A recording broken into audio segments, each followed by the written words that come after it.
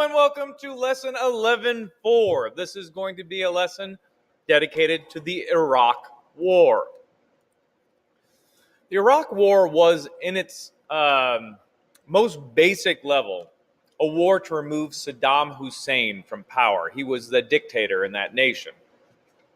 But let's look first at how he became dictator of Iraq. Hussein supported a coup that brought the Ba'ath Party to power in 1968. This would be the political party which Saddam Hussein would later lead. In 1968, he was vice president. He was vice president of the nation when General Ahmed Hassan al-Bakr released power. Hussein is believed to have privately forced the general to step down in 1979.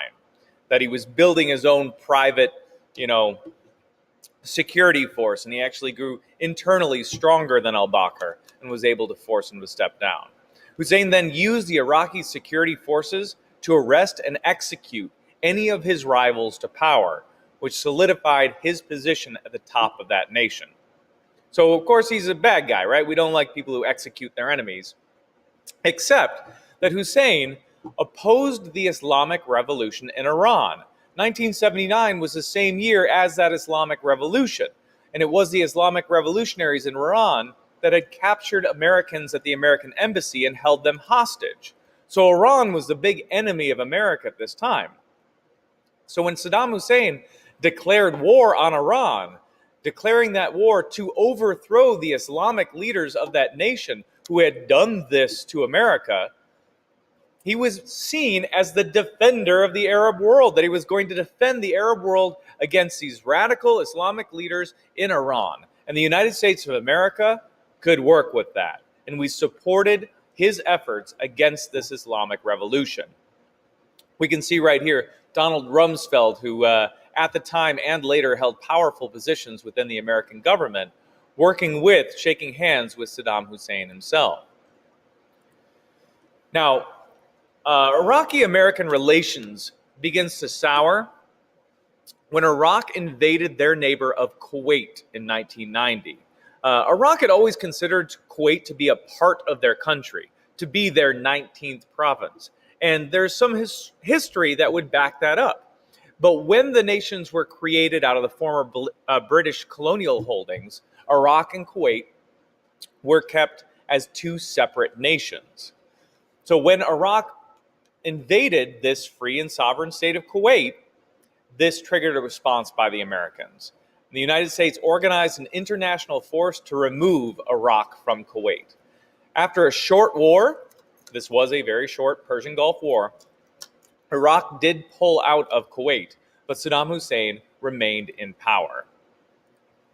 Now, during the Persian Gulf War, the United States had encouraged Iraqi Shia Muslims, a different Muslim group than Saddam Hussein's, and Iraqi Kurds, an ethnic group, to rebel against their leader, to rebel against Saddam Hussein. We had said, we will support you in your rebellions. But after the war, that support didn't materialize. And Saddam Hussein wanted to reestablish control over his nation, and he did that by attacking the Shia Muslims and Kurds, particularly the Kurds, within his own nation. And he did this with chemical weapons. And while this was happening, the United States did not prove true to its word. We did not significantly support or defend the Shia Muslims or the Kurds. Now, many believe that the United States left the war prematurely by not removing Hussein, that we should have stayed in that fight until Saddam Hussein was removed from power. But we didn't. We left early. Now, President Clinton, once he takes control, keeps sanctions against Iraq, tries to use economic weapons, and he also tries to encourage rebellion, but neither of these have tremendous impact. Additionally, we start to have some minor violations of post-war agreements. The Iraqis are testing our willingness to really impose those, and those do periodically become used as justification for airstrikes. So we do strike the Iraqis to get them back into line, but never enough to fully defend the Shia or the Kurds. This continues until 2001, when President Bush begins to claim that Iraq is developing weapons of mass destruction, WMDs. Following a UN demand, Iraq allowed weapons inspectors into the country. The United Nations, the UN, went into the nation to start looking at whether or not they had weapons, and they had for quite some time. But in 1999, Iraq had kicked all the inspectors out. However, in 2003, when the United States started talking war against Iraq, Iraq once again allowed those inspectors to return. There was a belief that in these 4 years, Iraq had built an expansive weapons program to develop nuclear and chemical weapons. Now, inspectors notified the UN that Iraq was in fact complying. They were not building these weapons. But the United States did not believe the UN. The United States government officials believed that the UN had been tricked and that these WMDs, weapons of mass destruction, existed but were well hidden. In late 2001, the U.S. Congress then authorizes an invasion of Iraq to find and destroy the weapons of mass destruction and remove Saddam Hussein from power. And on May 1st, 2003, President Bush declared that this mission was accomplished. We had removed Saddam from power, even though we hadn't found him yet, and ensured that Iraq could never use these weapons against the people. Despite our mission accomplished, problems continued in Iraq. The Iraqi army was defeated, they fled, they broke up, but fighting continued. And early fighting was largely against the United States, but soon it became a civil war. It became a war between Iraqi factions, the Kurds, the Sunnis, and the Shia, all warring with each other for control of the nation. And as this is going on, the United States is still looking for weapons of mass destruction, trying to find them. However, it turns out that they did not exist. All along, the United Nations and Iraq had both been telling the truth. There were no weapons of mass destruction. And the United States gets heavily criticized for invading a nation that was not building these weapons. Intelligence agencies also believed that Iraq was ready for a peaceful transition to democracy, that as soon as the United States invaded, the Iraqi people would rise up and embrace democratic practices and quickly become a democracy. Didn't happen. Things fell apart. The nation collapsed into sectarian violence, dividing up into sections.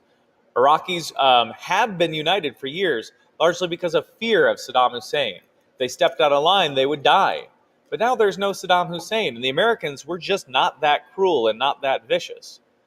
So the three main groups in Iraq, the Sunni Muslim, the Shia Muslims, and the Kurds, all start to fight each other for control over the nation, with most of the violence being between the two, the Sunni and Shia Arab Muslim groups. If we look at this map over here, these are largely where the Kurds were, and this was the most peaceful region of Iraq during these years. But we had the Sunni Muslim and Shia Muslim groups fighting largely for control of these regions in the light green, including Baghdad and Fallujah, two of the largest, most populated cities in the country. Now, by 2006, after 3 years of civil war, the nation is falling apart. It is a disaster in Iraq. Sunnis believe that the Shia majority, because this population-wise is significantly more Shia than anything else, would never treat the Sunnis fairly. And the Sunnis distrusted the Americans, but they distrusted the Shia anymore. The Sunnis simply were not willing to work with anybody within this system. Democracy would mean that they lose their power, they lose their wealth. Because even though they're in a minority of the population, the Sunnis had been in control with Saddam Hussein. In 2007, though, General David Petraeus, this man right here, begins a two-part plan to restore Iraq, to turn things around, to end this horribly bloody, deadly civil war. The first part is a troop surge. He would increase the number of soldiers to protect the new government. increasing American troops in Baghdad and around regional government centers as well, to make sure that government could function and leaders of government did not need to fear assassination as much as they previously had. The second was what was called a Sunni awakening. This would be to encourage Sunnis to participate in a democratic government. And to do this, Sunni fighters, the people who had actually been fighting against the United States, were instead recruited by the United States, paid by the United States to become a national police force, and therefore to help keep the peace, and therefore receive payments from the United States. This was a very successful strategy within that country. Since 2007, Iraq has become more stable.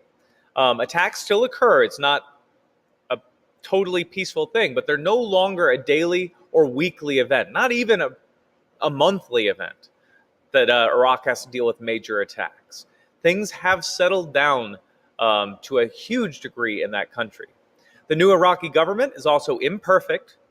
Nobody loves it, but it is functioning and functioning as a democracy should, more or less. U.S. combat troops were scheduled to fully withdraw in December 2011 and have met that target. The Iraq War, at least in terms of American involvement, has come to a close, unlike that in Afghanistan. I hope you learned something today. I will see you next time. Farewell.